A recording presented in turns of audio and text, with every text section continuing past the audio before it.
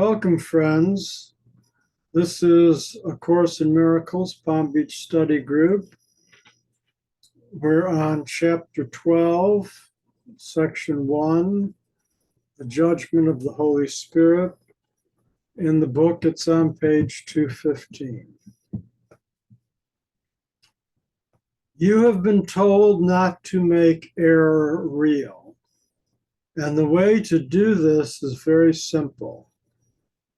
If you want to believe in error, you would have to make it real because it is not true. But truth is real in its own right. And to believe in truth, you do not have to do anything. Understand that you do not respond to anything directly, but your interpretation of it. Your interpretation thus becomes the justification for the response. That is why analyzing the motives of others is hazardous to you. If you decide that someone is really trying to attack you, or desert you, or enslave you, you will respond as if he actually done so. Having made this error real to you. To interpret error is to give it power. And having done this, you will overlook truth. So let's go back over that. So we're talking about ego and spirit. The ego is the physical world, which the Course teaches us is an illusion. It doesn't really exist. It's just a dream. And then there's the spirit world, which is the only reality. The spirit world is the only thing that's real. The physical world is not. So going back to the first sentence, you have been told not to make error real. That's the same as saying you have been told not to make the ego real. And the way to do this is very simple. If you want to believe in the ego, you will have to make it real because the ego is not true to begin with. So the only way it can become real to you is for you to believe in it. But truth, spirit, is real in its own right. Spirit doesn't need you to believe in it for it to be real because spirit is the only reality. And to believe in truth, you do not have to do anything. You don't even have to believe in it because it exists with or without your belief. So understand that you do not respond to anything directly, but to your interpretation. It's how you interpret what's happening to you, what your world is. And that is why analyzing the motives of others is hazardous to you, because when you try to figure out what other people are doing, that you're really just interpreting it. And all you're seeing is like the surface. You don't know what's really going on with them. And you're just looking at their ego self, not their spiritual self. And so if you decide that someone is trying to attack you or desert you or enslave you, if that's what you believe, then that's how you'll respond, as though that's really happening. But that only happens in the ego world. In the spirit world, you would never be attacked or deserted or enslaved because spirit doesn't do that. And so if you believe that, then you are making the error real. You're making the ego real by believing that. And so your interpretation of ego is what gives it power. And if you do this, you're going to overlook truth. You're going to overlook spirit. Are there any questions, comments? Yes, Helen. I just have a comment. To me, that last line is so important and clear. It's very simple. To interpret error is to give it power. It's just so simple. And then by having do so, you overlook the truth. Yes. Okay. I just had to say that because I just feel that that's so important. It is important, and thank you for your comment, Helen. And it is simple. And I mean, that's in paragraph 3, it says, to believe in the truth, you don't have to do anything. Mm-hmm. You know, it's simply what it is. Gabriella? It's like, if we accept the error, it's like we are accepting our ego. We are giving power to our ego, right? Yes. Yeah, which is not really the best thing to do. But most of us get confused about it. Well, you have to understand too the definition of ego. Most people think of ego in the psychological sense of your consciousness, your ego, your superego, the id, the subconscious, and all of that. And it's really not that definition. And the book is more defining the ego as the world, as the physical universe, the world that we live in, our bodies, all of that is the ego, and all of that is not real. It's just a dream. And you know, the Hindus and the Buddhists and all talk about that that the whole world is just an illusion. It's a dream. And when you reach enlightenment, when you reach spirituality, consciousness, then the world disappears. The ego disappears. And the Course is basically teaching the same thing as that. That's the concept that we're working with.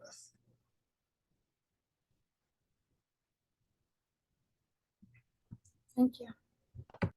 You're welcome. So paragraph 2. The analysis of ego motivation is very complicated, very obscuring, and never without your own ego involvement. So, let me just stop here. Because the analysis of ego motivation, here ego is the whole ego illusion. And then it says, but never without your own ego. In other words, your individual ego-ness.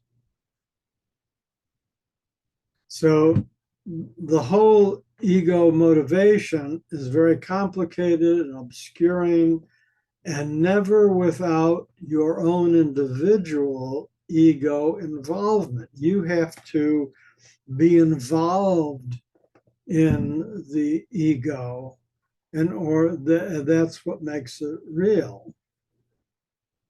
Like it said earlier, if you don't believe in it, it won't be real for you. So sentence 2, the whole process represents a clear-cut attempt to demonstrate your own ability to understand what you perceive. This is shown by the fact that you react to your own interpretations as if they were correct. You may then control your reactions behaviorally, but not emotionally.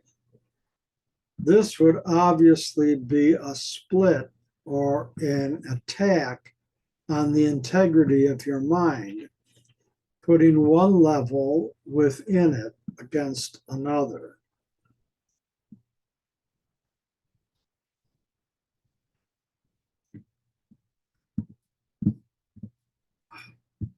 Trying to figure out the ego is an attempt to demonstrate your ability to understand what you perceive in the world. And trying to understand the ego is, trying to understand what you perceive in the world, the love and the hate, the fear and the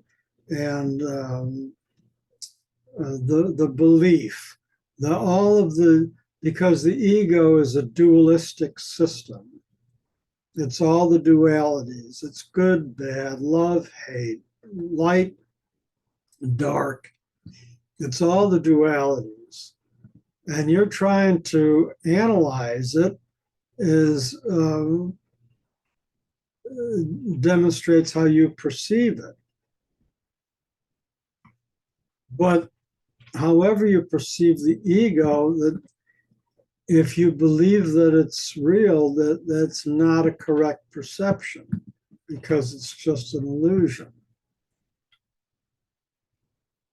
And then you may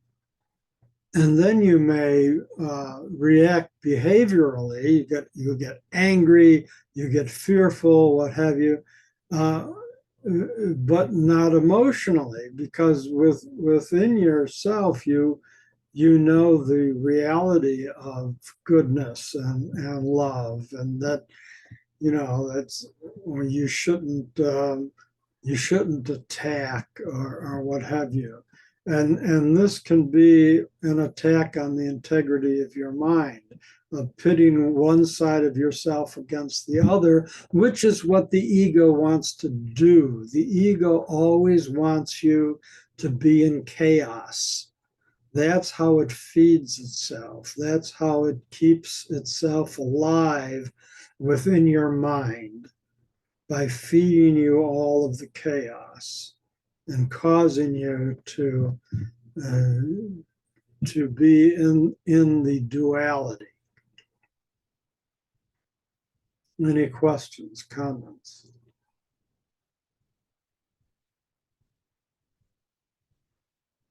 Paragraph 3. There is but one interpretation of motivation that makes any sense. And because it is the Holy Spirit's judgment, it requires no effort at all on your part. Every loving thought is true. Everything else is an appeal for healing and help, regardless of the form it takes. Can anyone be justified in responding with anger to a brother's plea for help? No response can be appropriate except the willingness to give it to him, to give help to him. For this and only this is what he is asking for. Offer him anything else, and you are assuming the right to attack his reality by interpreting it as you see fit. Perhaps the danger of this to your own mind is not yet fully apparent. If you believe that an appeal for help is something else, you will react to something else. Your response will therefore be inappropriate to reality as it is, but not to your perception of it. So it's saying right up front, it's very clear, every loving thought is true, and everything else is an appeal for healing and help. So any thoughts of anger, fear, greed, judgment, negative, any negative other thought, anything other than love is really an appeal for help, because the person wouldn't be thinking that if they were in their right mind, in their spirit mind. And so if you're going to perceive that from the ego's point of view, then you're going to perceive the anger and the fear and the negativity, and you're going to respond in like kind. But what it's saying is, no, you have to understand that only loving thoughts are of the spirit, and that's the way we should respond. Any other thought we have to see as an appeal for healing and help. That's how the Holy Spirit sees it. The whole course is trying to teach us to see, to perceive the same way that the Holy Spirit does, so that we can align our mind with Spirit's mind. Let the Father's will be done through me. Let God's will be done through me. God's will is always love. Always, 100%. No exceptions. Any questions, comments? Paragraph 4. There is nothing to prevent you from recognizing all calls for help as exactly what they are, except your own imagined need to attack. It is only this that makes you willing to engage in endless battles with reality, in which you deny the reality of the need for healing by making it unreal. You would not do this except for your unwillingness to accept reality as it is, and which you therefore withhold from yourself. So the word reality here means spirit, because spirit is the only reality. Ego is illusion. Attack is part of the ego, it's part of the illusion. So when it says you would not do this except for your unwillingness to accept reality, your unwillingness to accept spirit as it is. And if you don't accept spirit as being pure love, peace, joy, eternal goodness, then you're denying yourself, because that's what you are. You are a spiritual being. So you're withholding it from yourself. Any questions, comments? Helen?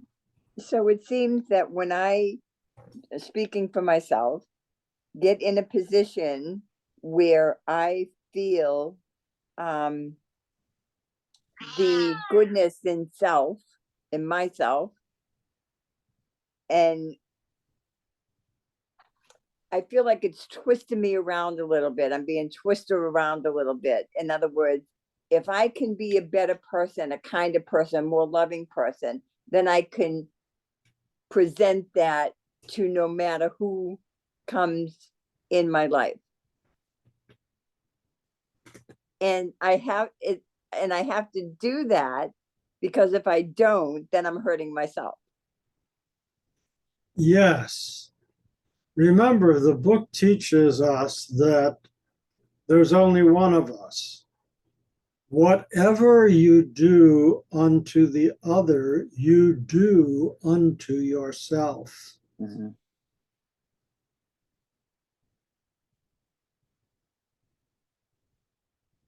So I'm getting if you withhold love from the other, you're withholding love from yourself. oh, that's great. If you attack the other, you are attacking yourself. Well, sometimes I find lately that I when I talk to people, I've been saying very kind and nice things to them because that's what I've observed within them. And so therefore I say it. And so I do it because it's the truth to me. But I'm also feeling better lately about myself in general. Good. Yeah, the more you do it, the more it grows Yeah. in you, on you. That's the thing about it. You know, it's just like anything else. The more we practice it, the better we get at it. You know, whether it's sports or music or any other task, the more we engage in it, the more we practice it, normally the better we become at it. And this is no different. Thank you. You're welcome. Paragraph 5. It is surely good advice to tell you not to judge what you do not understand. No one with a personal investment is a reliable witness, for truth to him has become what he wants it to be. If you are unwilling to perceive an appeal for help as what it is because you are unwilling to give help and to receive it. To fail to recognize a call for help is to refuse help. Would you maintain that you do not need it?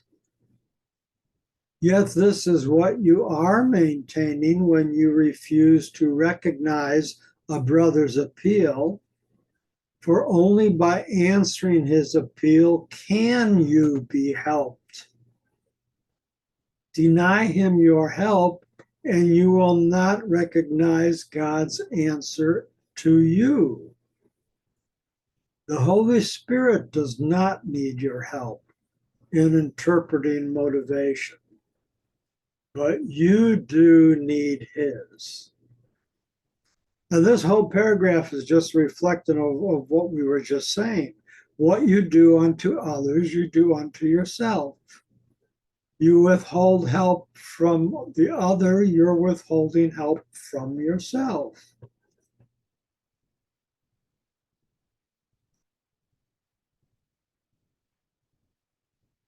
And the Holy Spirit doesn't need your help, but you need Holy Spirit's help.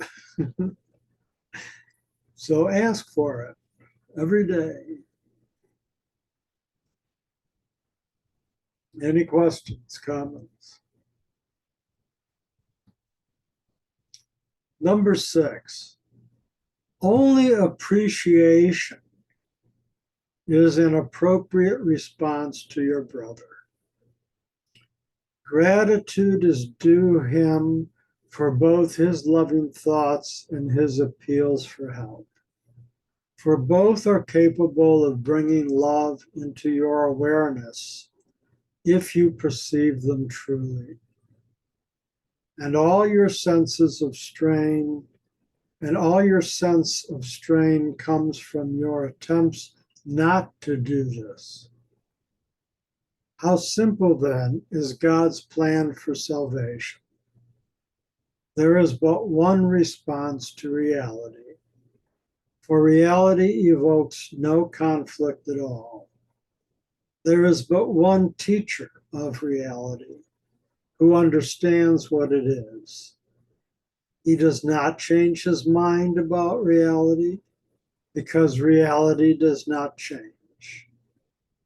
Although your interpretations of reality are meaningless in your divided state, his remain consistently true. He gives them to you because they are for you. Do not attempt to help a brother in your way, for you cannot help yourself. But hear his call for the help of God, and you will recognize your own need for the Father. I'm going to reread that.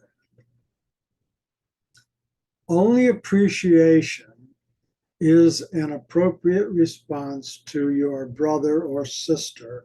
I know the Course uses male pronouns throughout, but we have to take brother and man as universal words encompassing everybody. In spirit, there is no gender differentiation. Gratitude is due him for both his loving thoughts and for his appeal for help, which is any other thought that's not loving. Both are capable of bringing love into your awareness if you perceive them truly, if you perceive them spiritually, instead of perceiving them with the ego. And all your sense of strain comes from your attempts not to do this, not to be living in spirit. How simple, then, is God's plan for salvation? There is but one response to spirit, for spirit evokes no conflict at all.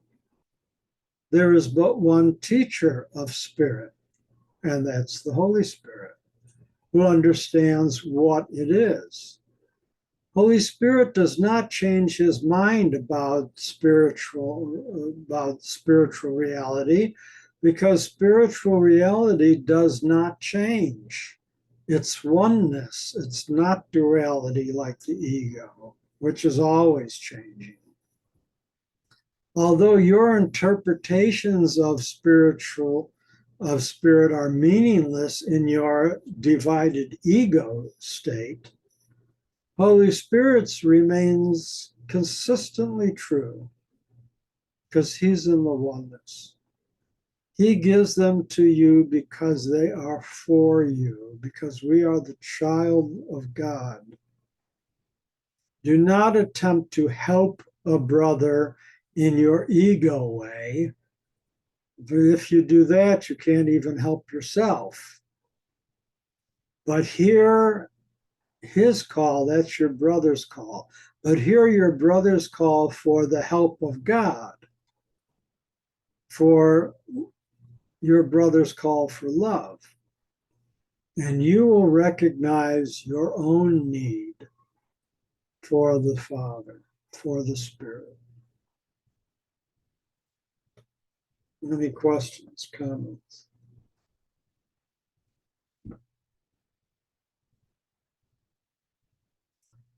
Paragraph 7. Your interpretations of your brother's needs are your interpretations of yours. By giving help, you are asking for it. And if you perceive but one need in yourself, you will be healed. For you will recognize God's answer as you want it to be. And if you want it in truth, it will be truly yours. Every appeal you answer in the name of Christ brings the remembrance of your Father closer to your awareness. For the sake of your need, then, Hear every call for help as what it is, so God can answer you.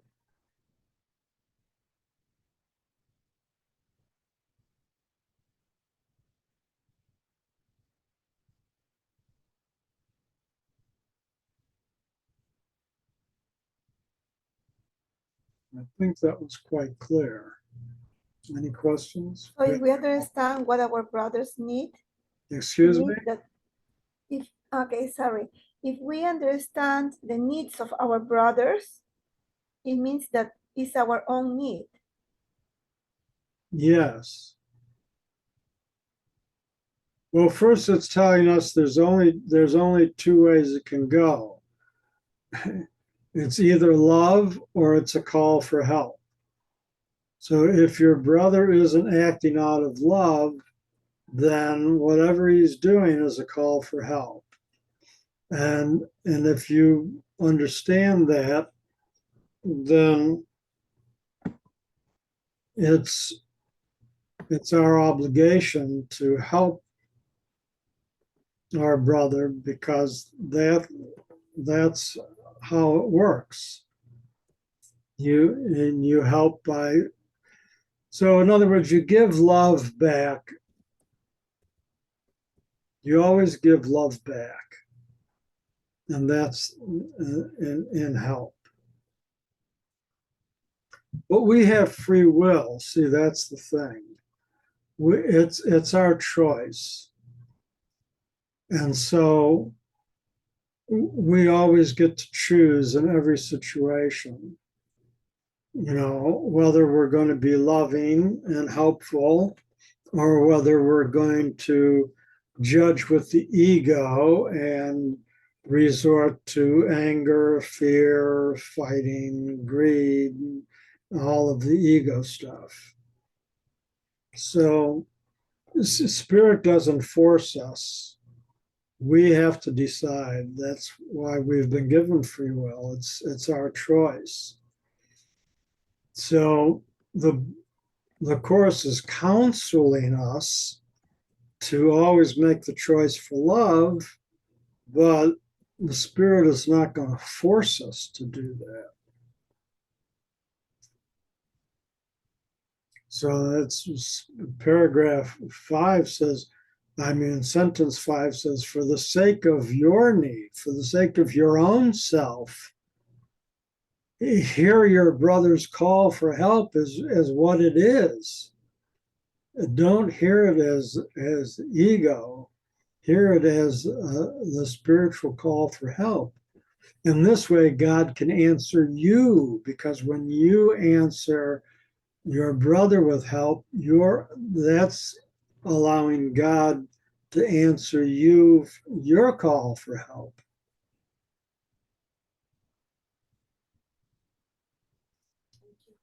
Gabriella? Yes, I'm here. Yes, I understand what you said. You understand it? Thanks. Okay, paragraph 8. By applying the Holy Spirit's interpretation of the reactions of others more and more consistently, you will gain an increasing awareness that his criteria are equally applicable to you. For to recognize fear is not enough to escape from it, although the recognition is necessary to demonstrate the need for escape. The Holy Spirit must still translate the fear into truth. If you were left with the fear, once you had recognized it, you would have taken a step away from reality, not toward it. Yet we have repeatedly emphasized the need to recognize fear and face it without disguise as a critical step in the undoing of the ego. Consider how well the Holy Spirit's interpretation of the motives of others will serve you then.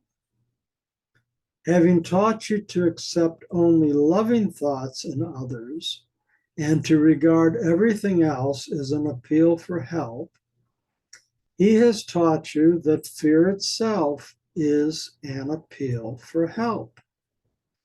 This is what recognizing fear really means. If you do not protect it, he will reinterpret it. That is the ultimate value in learning to perceive attack as a call for love. We have already learned that fear and attack are inevitably associated. If only attack produces fear, and if you see attack as the call for help that it is, the unreality of fear must dawn on you. For fear is a call for help, for love, an unconscious recognition of what has been denied. And this reminds me of in the Gospels, one of the teachings of Jesus, he told the apostles, fear not. And basically that's what this is saying. Fear not. When you find yourself fearing, realize that no, that's the ego speaking. I don't have to play that game. I don't have to be afraid. I am immortal spirit. Nothing can harm me.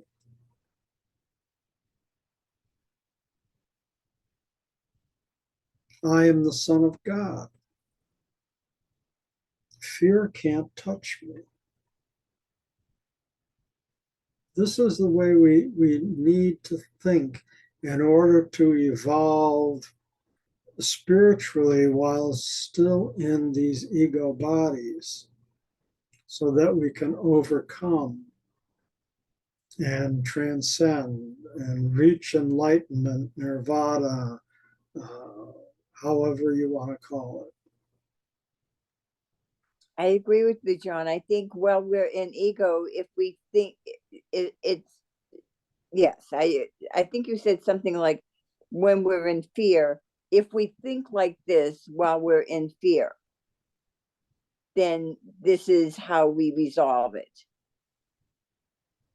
Yes, you have to recognize fear, anger. I mean, it's not just fear. It's all of the negative things, anger, jealousy. You have to recognize it for what it is that it's the ego playing games with you. None of that is real. And so if I have little flags in my head that this is, I can get it, I can release this fear by responding with love. Correct. Great.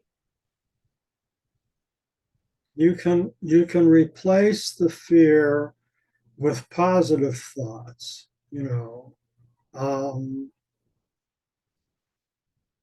I did an exercise when I was releasing myself from fear. I did a breathing exercise and affirmation and denial.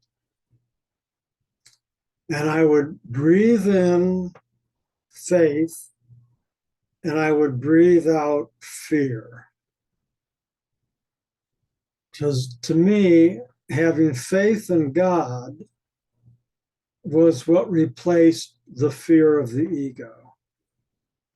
So I breathed in faith and I breathed out fear.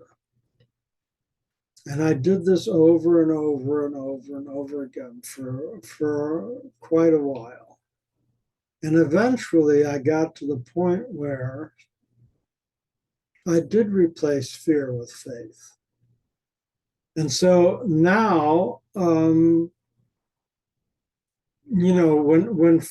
fear comes to me, I just look it straight in the face and I say, no, I don't accept fear.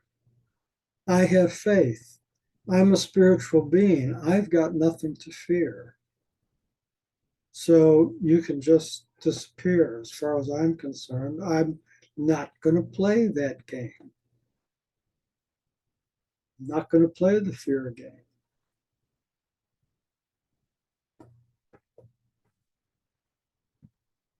And then you show the love.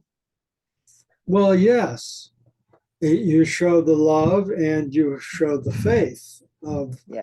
Faith. that Yeah. you're a spiritual being. Great. That's great, John. Gabriella. So faith is replacing fear. For me, that's what worked. Positive, Maybe with positive for thoughts. you something else would work, but that's what worked for me.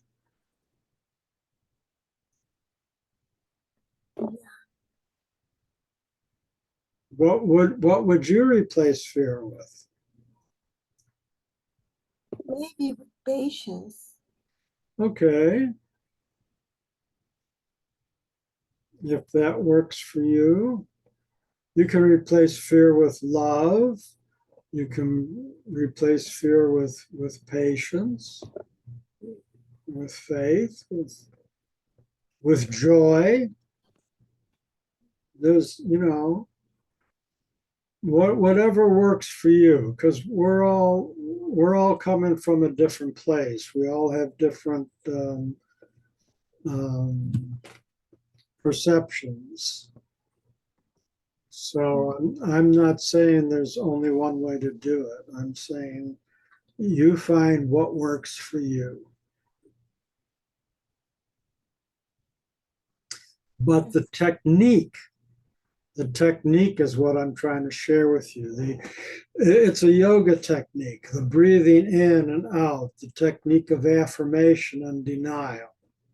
I mean, I did the same thing with, I breathe in prosperity, I breathe out poverty. I breathe in love, I breathe out hate. There's whatever the opposite is for you of whatever you want to gain, you breathe it in, and what you want to release, you breathe it out. And this is a yoga technique that I learned many, many years ago, and I found it very successful for me. Yes. To do I these. practiced that. I breathe in, but I didn't know like we can breathe in fear and we can breathe out faith. We can breathe in anger and we can breathe out love or kindness, No, you breathe in the positive, you breathe out the negative. Okay, that is. Right. You breathe in sense. the love, you breathe out the anger. Yeah. That makes sense, yes. You breathe out the negative, you breathe in the positive. Okay? Yes, thank you. You're welcome. So, paragraph 9. Fear is a symptom of your own deep sense of loss. If when you perceive it in others, you learn to supply the loss, the basic cause of fear is removed. Thereby, you teach yourself that fear does not exist in you. The means for removing it is in yourself, and you have demonstrated this by giving it. Fear and love are the only emotions of which you are capable. One is false, for it is made out of denial. And denial depends on the belief in what is denied for its own existence. By interpreting fear correctly as a positive affirmation of the underlying belief it masks, you are undermining its perceived usefulness by rendering it useless. Defenses that do not work at all are automatically discarded. If you raise what fear conceals to clear-cut, unequivocal predominance, fear becomes meaningless. You have denied its power to conceal love, which was its only purpose. The veil that you have drawn across the face of love has disappeared. So it's saying that only fear and love are the only two emotions at the root of everything else. And so that's what that fear is the call for help. It may outpicture as attack, but it's basically it's just saying what it's already said previously in previous paragraphs, but in different words. It's the same concept.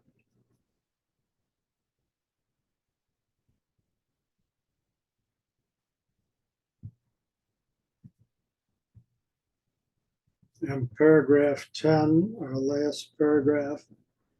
If you would look upon love, which is the world's reality, how could you do better than to recognize in every defense against it the underlying appeal for it?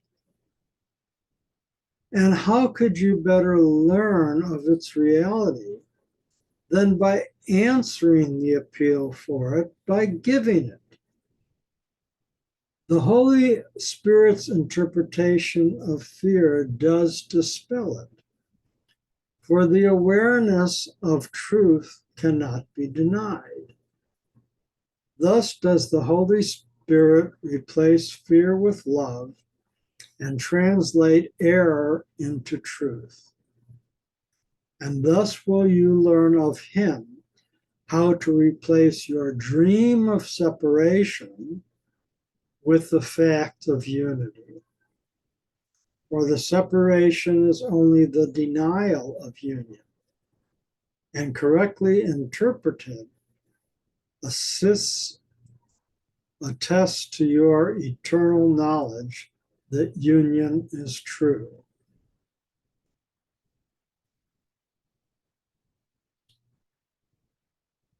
So love is the only true reality because that's of spirit. And anything else is a denial for love. And everything else is an expression of fear and an appeal for love to replace it. And so the best way, the only way really to address that is by giving the love that is needed. And when you do that, you you dispel the fear because you're undoing the ego. And so the Holy Spirit replaces the fear with love and translates the error, the ego, into truth, into spirit. And thus you will learn of Him how to replace your dream of separation, which is the ego dream, with the fact of unity, which is the spirit reality. Separation is only the denial of unity. Ego is just the denial of spirit. But that denial is false. It's a dream. It's an illusion. It doesn't exist. The duality doesn't exist. Only the union is true. Only the spirit is true. So we've reached the end of our reading for tonight. Are there any questions or comments?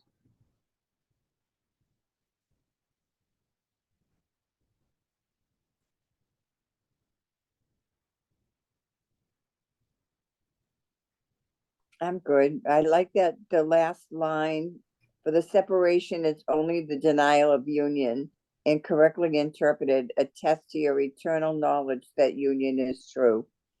So the sentence that I'm creating in my mind as I read that, when I use language like I love God, I'm a believer of him, I live within him, he lives within me, and use that kind of language, then I feel the separation is, there is no separation.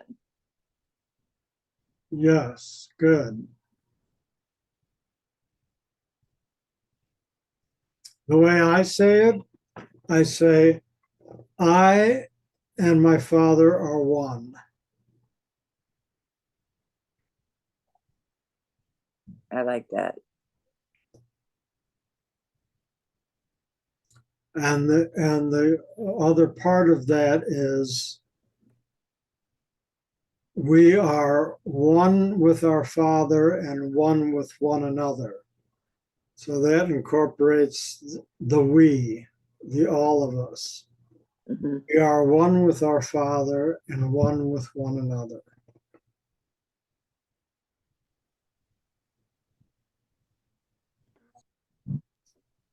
Okay, Gabriella? I'm so thankful for this. The power of love, the union of the Holy Spirit and the Mhm. Father in one is like the perfect combination to the truth, right? The truth. Yeah. Yes. Yep. Yes. And I'm so thankful. I have a course at 8. I'm afraid I have to leave. That's So okay. Yeah, we're finished now anyway. Let's just have a moment of silence and I'll stop the recording.